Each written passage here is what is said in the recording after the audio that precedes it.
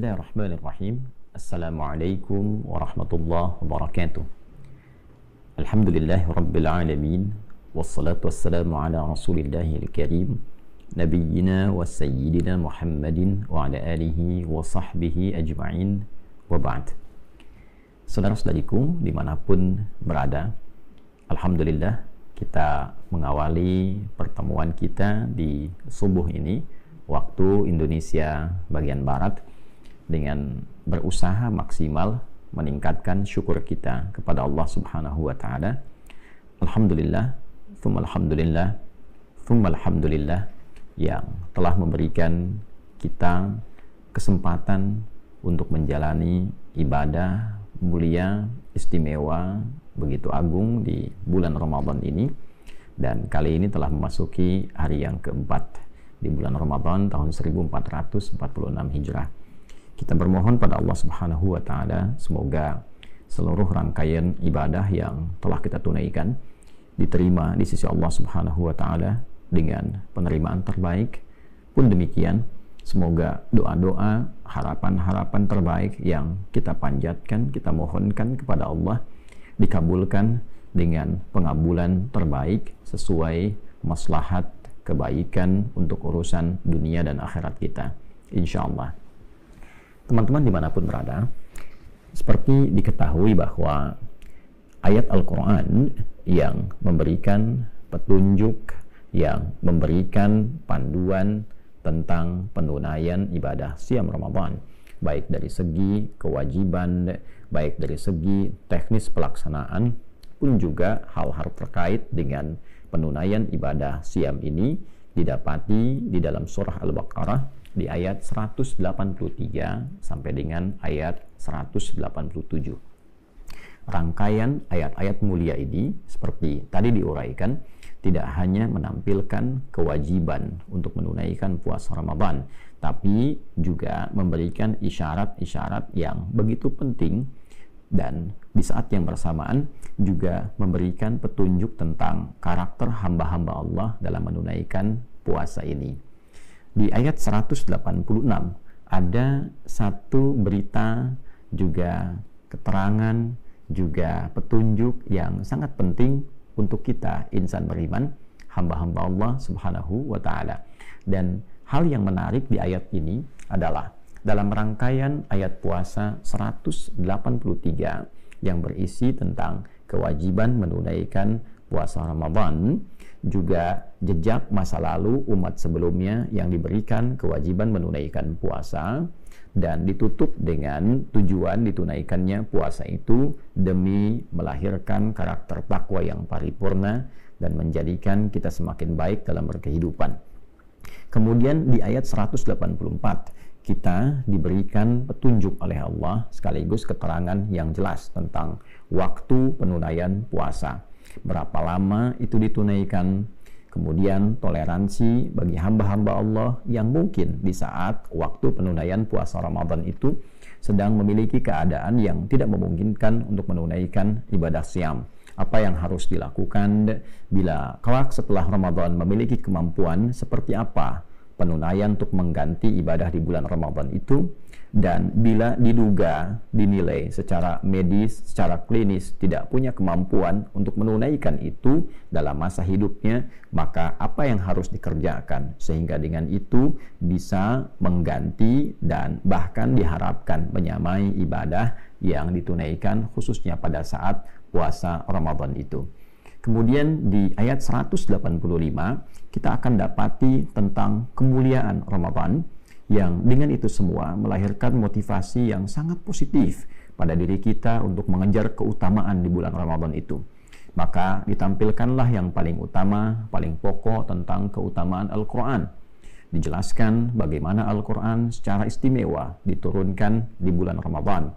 Apa isi Al-Quran itu? Sehingga saking penting dan istimewanya dia diturunkan di bulan Ramadan, memiliki kandungan yang mengarahkan pada kesuksesan dan kebahagiaan setiap manusia di setiap dimensi kehidupan yang ia lalui. Al-Quran juga memiliki peran yang sangat signifikan untuk memberikan petunjuk kepada kita dalam menjalani kehidupan dengan benar, ini benar diikuti, yang ini keliru ditinggalkan. Konsekuensi dari itu semua akan melahirkan hal-hal yang mungkin berpengaruh pada kehidupan kita. Demikian ditegaskan kembali bagi orang-orang yang memiliki satu keadaan yang tidak memungkinkan menunaikan ibadah syam, lalu dijelaskan batas toleransinya, dan kemudian dijelaskan bagaimana sifat Allah yang Maha Kasih selalu menginginkan kemudahan bagi setiap hamba untuk menunaikan ibadah yang diperintahkan oleh Allah Subhanahu wa Ta'ala. Dan dengan kemudahan inilah kita berpuasa, dengan kemudahan inilah kita menunaikan rangkaian ibadah, dengan kemudahan ini kita menunaikan segenap kajian-kajian yang bisa kita gali dari Al-Quran, mulai rangkaian ibadah malamnya, siangnya, pendalaman kepada Al-Quran, sehingga kita bisa menikmati rangkaian ibadah ini dan menyempurnakannya dalam perjalanan sampai akhir Ramadan. Setelah itu kita temukan keindahan hasil Ramadan yang memberikan dampak sangat positif pada diri kita, merubah kita menjadi pribadi yang lebih baik, mendapatkan hidayah, lantas kita bersyukur dan bertakbir di penghujung Ramadan sampai lahirnya keadaan yang baru di pembuka fitri di awal Syawal yang kita kenal dengan Idul Fitr atau Idul Fitrah. Nah, yang menarik ini sampai ayat 185. Nanti di 187 berisi keadaan-keadaan yang unik tentang hubungan keluarga, tentang suami istri, tentang masalah makan di malam hari, tentang pengantar ke sahur, dan lalu diberikan petunjuk akhir keadaan-keadaan yang mengantarkan kita semakin kenal Allah, semakin ingin mendekat kepada Allah, dan semakin ingin meningkatkan takwa. Di sela-sela 183, 184, 185 ke 187 tiba ada ayat 186 yang bunyinya kurang lebih demikian. A'udzubillahi minasyaitonirrajim. Bismillahirrahmanirrahim. Wa idza sa'alaka 'ibadi 'anni fa inni qarib ujibu da'watad da'i idza da'an falyastajibu li wal yu'minu bi la'allahum yarshudun. Wa idza sa'alaka 'ibadi, dan bila hamba-hambaku bertanya kepadamu ya Muhammad sallallahu alaihi wasallam, anni, tentangku. Dalam satu riwayat tentang asbabun nuzul turunnya ayat ini, ada yang bertanya di mana Allah, ada yang bertanya ingin mendekat kepada Allah, ada juga dugaan ingin memohon kepada Allah. Apakah harus memohonnya dengan cara yang keras, ataukah lembut, ataukah memohonnya seperti apa? Hal-hal terkait dengan aspek-aspek keinginan untuk mendekat kepada Allah Subhanahu wa Ta'ala. Teman-teman, ada yang menarik di beberapa kajian ayat ini, dan saya juga tampilkan di buku yang pernah saya tulis mengenai makna ayat puasa. Kita urai dari setiap lafaz yang mungkin kita dapati untuk dijelaskan. Bila ada kata idza bertemu dengan infinitif berupa kata kerja bentuknya lampau, sa'ala, kan? Ka-nya itu menunjuk pada Nabi Muhammad sallallahu alaihi wasallam. Sa'ala yas'alu. Kata kerja infinitif fi'il madhi bertemu dengan idza, maka maknanya itu istiqbal. Hal wal istiqbal. Jika ada yang bertanya padamu, kejadian di masa Nabi sallallahu alaihi wasallam terjadi, ada yang tanya pada Nabi, kemudian turun ayat ini. Tapi juga pesannya memberikan kesan bahwa tidak hanya di era Nabi, nanti pun bahkan sepeninggal Nabi Muhammad sallallahu alaihi wasallam akan ada di antara hamba-hamba Allah yang memiliki kesan demikian. Ingin mendekat kepada Allah, mencari untuk menemukan Tuhan, di mana Allah, dan seterusnya. Kan? Nah, siapa mereka itu? Maka mereka adalah ibadi. Nah, ini indah sekali kalimatnya, ya. Ibad jamak dari kata abdun, ya, untuk menunjuk pada sosok yang ingin meningkatkan ibadah, kedekatannya, kehambaannya kepada Allah Subhanahu wa Ta'ala. Abdun itu hamba, cara menghamba kita dengan beribadah.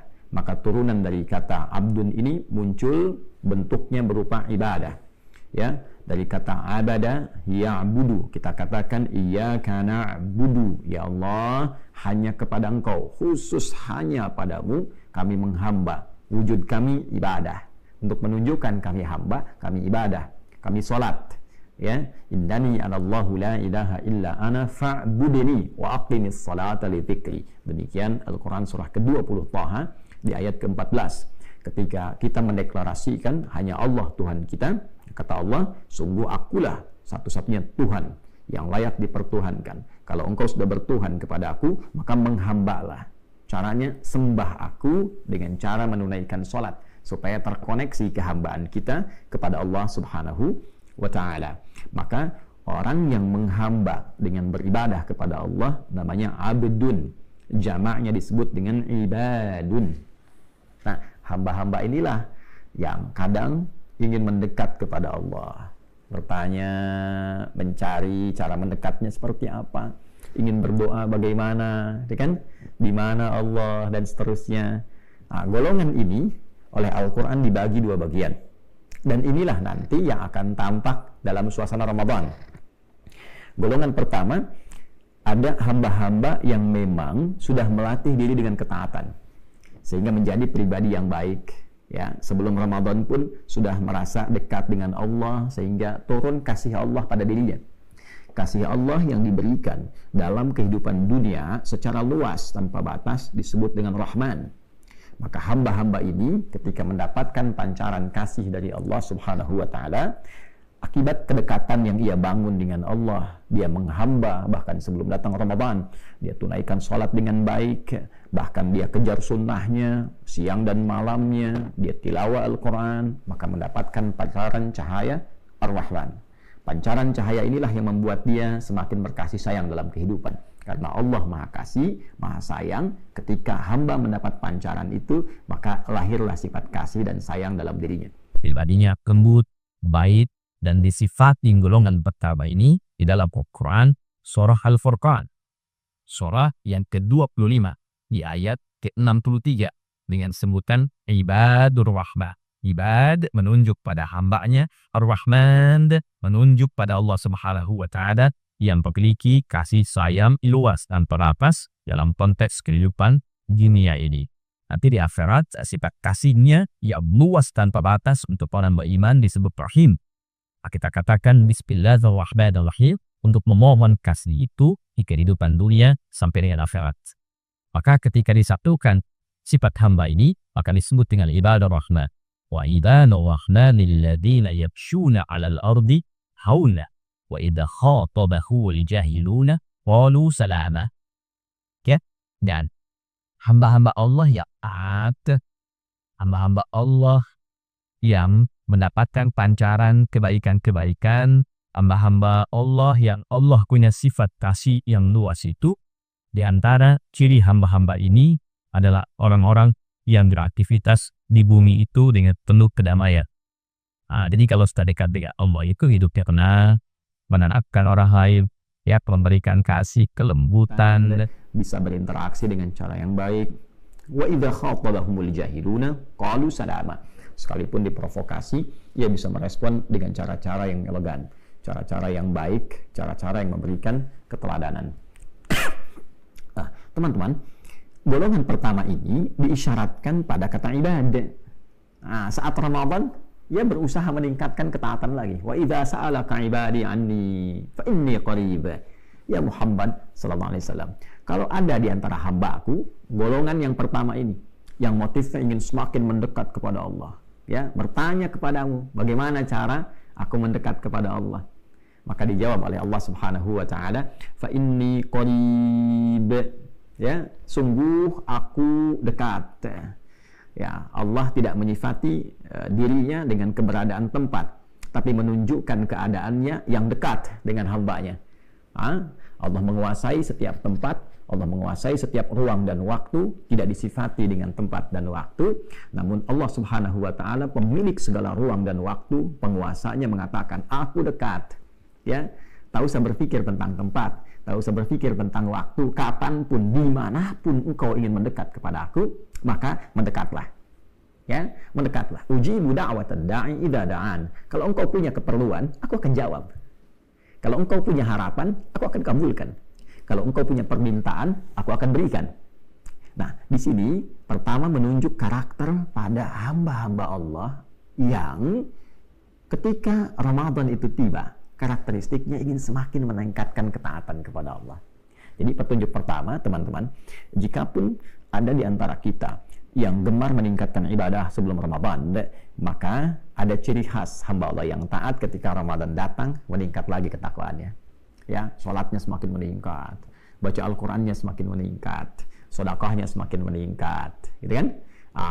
Banyak ulama kita, contohnya Imam Malik rahimahullah ta'ala, Imam Syafi'i, Imam Ahmad, bahkan sebelum ketiganya ada Imam Abu Hanifah, ketika Ramadan semakin meningkat. Imam Syafi'i kan viral sekali, kalau sebelum Ramadan sekali beliau khatam Al-Quran setiap hari, Ramadan bisa 2 kali. Ya, demikian para ulama-ulama yang saleh, yang baik-baik, hamba Allah yang taat, ketika Ramadan meningkat lagi, meningkat lagi, meningkat lagi. Nah, jadi ada kecenderungan fitrah ketika Ramadan, hamba-hamba yang baik itu semakin ingin meningkatkan taat kepada Allah. Maka ketika berkonsultasi kepada Nabi SAW, Allah langsung menurunkan jawaban. Ya kan? Itulah sebabnya kenapa diletakkan dalam rangkaian ayat-ayat puasa, karena fitrah hamba yang taat itu tidak merasa bahwa cukuplah. Ya, cukup sebelum Ramadan sudah banyak bekalnya. Nggak begitu. Ya, justru dia semakin tingkatkan dan manfaatkan Ramadan itu untuk meningkatkan ketaatan kepada Allah.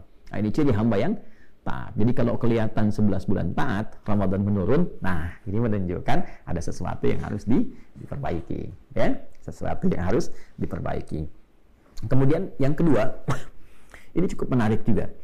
Ada golongan kedua, hamba yang merasa beriman kepada Allah, dalam tanda petik ya, saya katakan merasa ini, karena kalau beriman betulan tidak mungkin melakukan tindakan-tindakan demikian yang kita akan sebutkan dan isyaratkan. Dia muslim, dia hamba Allah, dia mengatakan beriman kepada Allah, tapi dia tidak menjadikan imannya sebagai panduan dalam kehidupan untuk menaati Allah, sehingga seringkali berbuat maksiat. Ya, karena iman mengarahkan pada taat, mustahil bertemu dengan maksiat. La yasriqul mu'min indama yasriq wa huwa mu'min. Kata Nabi memberi contoh, tidak mungkin ada orang beriman itu mencuri. Ya, saat dia mencuri ada iman dalam hatinya. Nah, maksudnya iman itu pasti akan mencegah ia dari perbuatan mencuri, korupsi, curang. Ya kan? Jadi ketika seseorang mengatakan muslim, beriman, dan dia mencuri, ini menunjukkan imannya bermasalah. Jelas ya? Nah, ada golongan kedua yang ketika Ramadan pun tergerak dirinya untuk mendekat kembali kepada Allah, walaupun dirinya penuh dengan kesalahan, pernah banyak berbuat maksiat. Menariknya, ketika Ramadan tiba, Allah Subhanahu wa ta'ala maha mengetahui tentang keadaan ini. Tidak dibedakan, teman-teman. Hamba taat dengan hamba pelaku maksiat tetap disebut, diaku oleh Allah dengan nama yang sama. Ibadi, engkau pun hambaku. Walaupun engkau pernah berbuat maksiat, engkau banyak berbuat maksiat, bahkan engkau berumur maksiat, engkau tetap hambaku. Allahu Akbar. Dari mana taunya? Ya, golongan kedua ini masuk pada kategori ibadah, kita temukan di surah Az-Zumar misalnya, di ayat 53. Qul ya ibadi, qul ya ibadiyalladzina asrafu ala anfusihim la taqnatu min rahmatillah. Innallaha yaghfirudz dzunuba jami'a. Qul ya ibadi. Di sini wa idza sa'alaka ibadi. Di ayat 53 surah Az-Zumar, qul ya ibadi. Katakan Muhammad sallallahu alaihi wasallam, sampaikan kepada hamba-hambaku yang merasa telah berumur maksiat dalam hidupnya, pernah mencuri, atau bahkan pernah membunuh, pernah berzina, pernah mabuk, berumur dosa, israf namanya. Ya, qul ya ibadiyalladzina asrafu ala anfusihim, yang telah berbuat berumur maksiat dalam dirinya. La taqnatu min rahmatillah. Jangan pernah putus asa mendapatkan rahmat Allah. Jangan pernah menyimpulkan gak mungkin saya diterima kembali oleh Allah. Jangan pernah merasa demikian. Jangan pernah merasa menyimpulkan tidak akan pernah mendapatkan taubat, kasih sayang dari Allah Subhanahu wa ta'ala. Tidak. Ya, masih disebut hamba. Ya. Ramadan bulan limpahan rahmat. Kata Allah, la taqnatu min rahmatillah. Jangan putus asa dari rahmat Allah. Ketika Ramadan tiba, rahmat diturunkan. Maka dengan rahmat ini, fitrahnya pelaku maksiat pun ingin kembali kepada Allah. Maka dipanggil oleh Allah, jika engkau mencari aku, ingin kembali kepada aku, jangan malu-malu.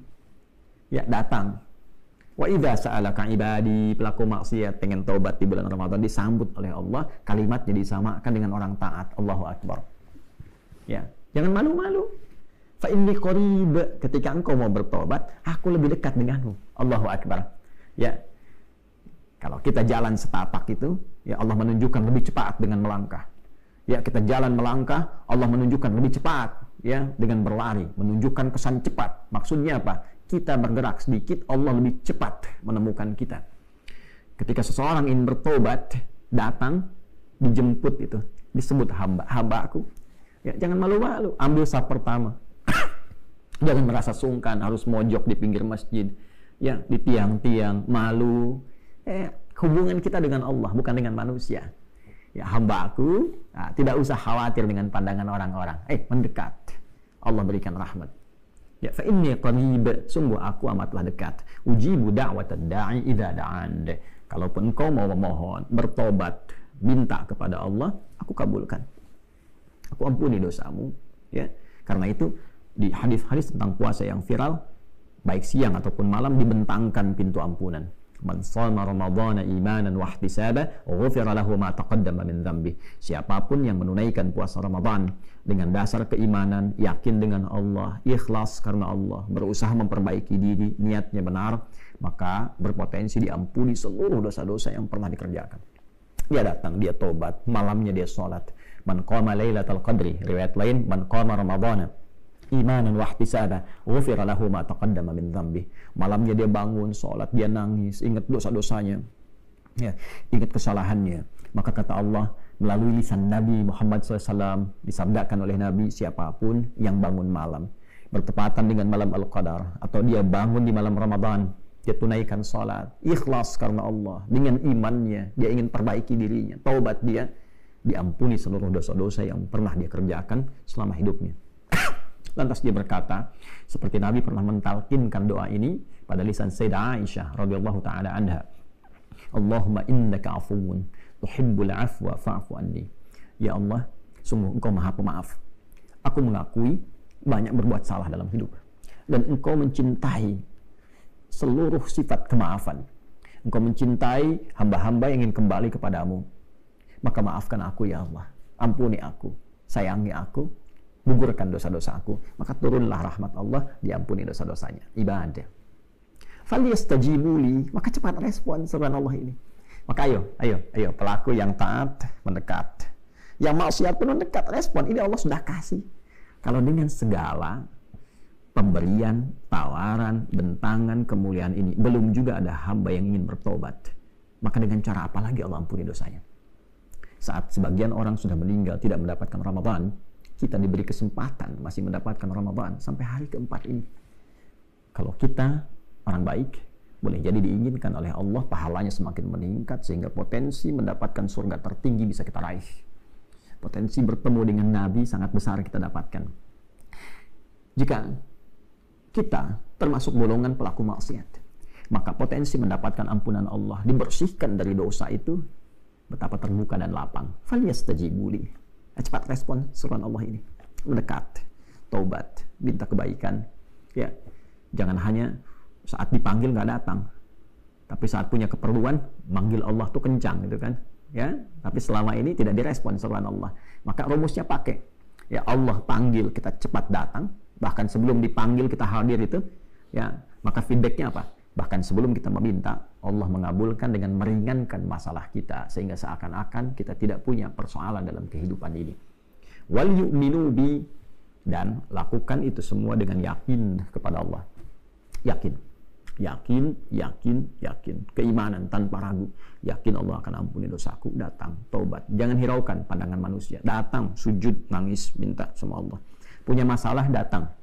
Ya, masalah keuangan, masalah kehidupan rumah tangga, datang Ramadan, minta sujud, minta sama Allah. Ya, mungkin persoalan datang nggak selesai karena belum takwa, ya. Masih ada maksiat yang belum terbuka hijabnya itu belum dibuka, ke orang tua masih belum baik dan sebagainya. Ya, setelah itu la'allahum yarshudun. Semoga dengan itu engkau mendapatkan kesadaran, petunjuk ya untuk menapaki kehidupan yang lebih baik. Ramadan, teman-teman. Ramadan dibentangkan berbagai macam kemuliaan. Saat kita menikmati ibadah Ramadan, ada bagian dari keinginan kita untuk mendekat kepada Allah. Semakin dekat, semakin meningkatkan taat, ataupun juga mendekat untuk menghilangkan maksiat, sehingga setelah Ramadan selesai, dua golongan hamba ini kembali mendapatkan kebersihan fitrahnya, kembali ia kepada keadaan fitrahnya, kembali ia bisa makan lagi, minum lagi dengan keadaan yang berbeda dari sebelumnya. Maka Idul Fitr memberikan kenikmatan berbeda untuk orang-orang yang mau mengamalkan dan meresapi apa yang Allah tunjukkan di ayat ini. Semoga kita digolongkan oleh Allah Subhanahu wa taala pada golongan hamba-hamba yang mau mendekat kepadanya dengan taat, mau mendekat kepadanya dengan bertobat, dan semoga dengan itu semua kita menjalani kehidupan ini dengan lebih baik, hayatan thayyibah, dan bila pun wafat dalam keadaan husnul khatimah. Semoga bermanfaat. Maafkan saya, Ali Hidayat. Subhanakallahumma rabbana wa bihamdika asyhadu an la ilaha illa anta nastaghfiruka wa natubu ilaik. Wa akhiru da'wana alhamdulillahi rabbil alamin. Assalamualaikum warahmatullahi wabarakatuh.